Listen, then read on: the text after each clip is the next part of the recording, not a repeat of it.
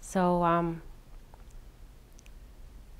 in my sense, in terms of, let's say, Peterborough, in terms of its history of immigration and how the community responds to the needs, I think I can say that it is a great community for New Canadians.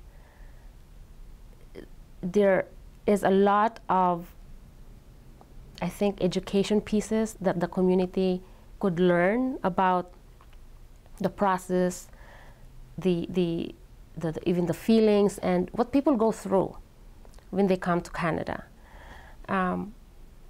Because I think if the community will have the opportunity, I think they will want to learn more.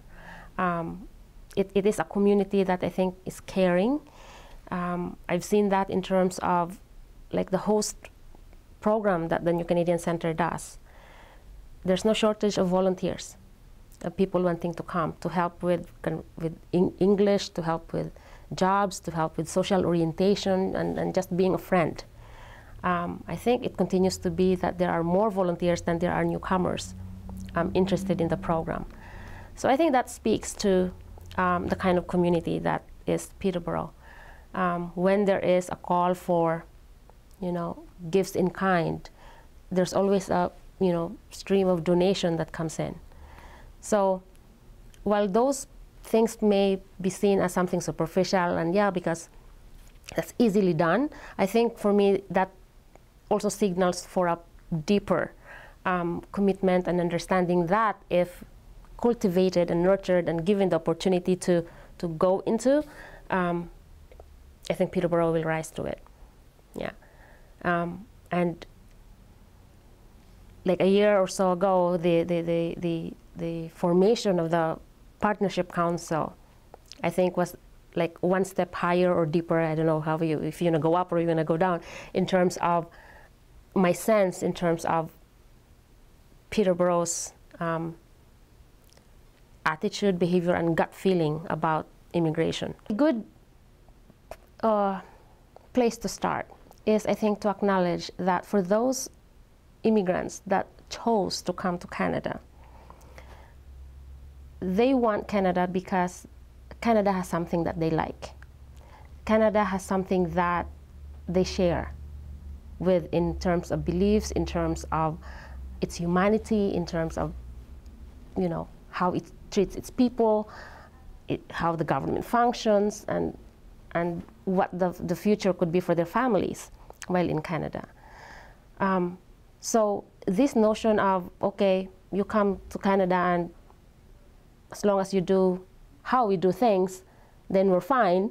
If that's the one version of what integration means, well, that's problematic, but really half of it is already done because people who chose to come to Canada know and respect and is open to exactly doing that, right?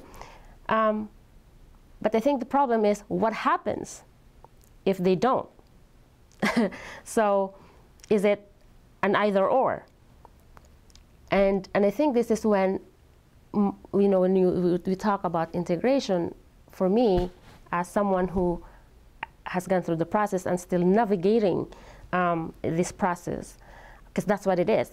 It's not an end product that after X number of years or set definition, then you have a label that, yes, fully integrated, or you're cooked, or something like that. It's a process. And for that process to work, I think it has to be both ways. Where the New Canadian families like myself or individual like myself, this is a new environment. Much like when anyone, doesn't have to be a New Canadian, anybody who goes to a new place learns new things. May have come with set of expectations and told otherwise. and would have to navigate that in a way that with the least mistakes as possible. And then, of course, the host community, I think, has a role in that to provide the opportunity for this process to be there, or the opportunity to be involved, the opportunity to be engaged, the opportunity to participate out in the public realm, and of course to adjust to the new differences, to the new sense, to the new colors, to the new talents and skills that the new arrivals bring. And then it becomes a knowing me, knowing you type thing. And as anything else, that needs to be nurtured by that understanding and education of maybe the host communities learning the context of how and why and where these people are coming from.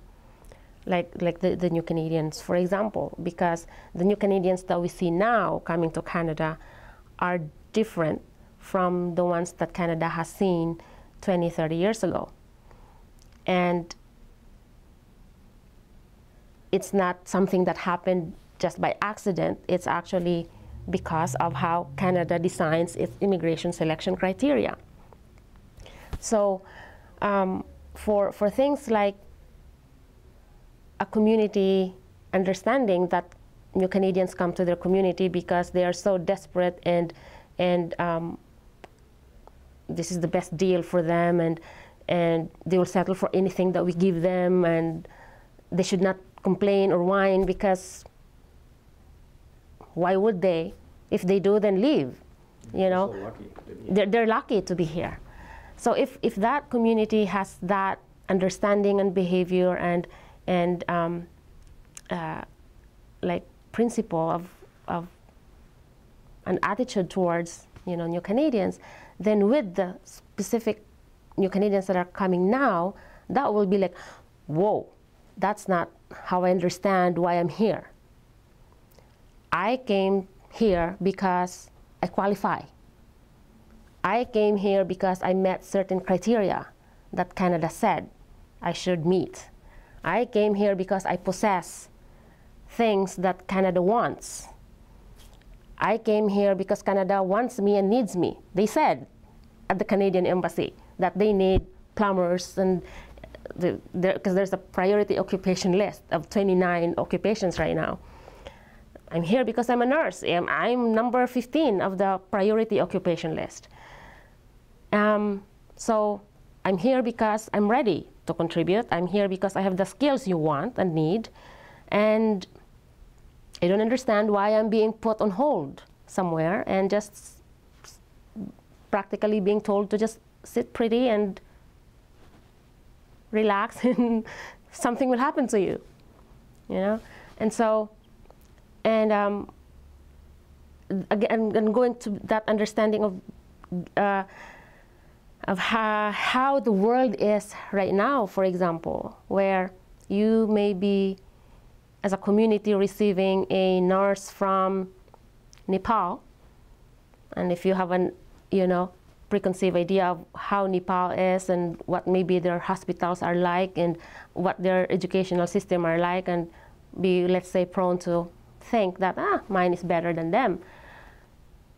But you don't know that this person has worked in Dubai at a regional center, which is highly, you know, efficient and high standard, high level of standard, at a hospital that probably Peterborough has never seen anything like.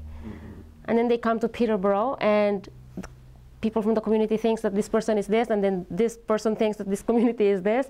So it has, I find this really interesting, because when I start talking about some of these things to, let's say, a group of the, you know, the civic clubs, or to a class of students, or, you know, at a church group,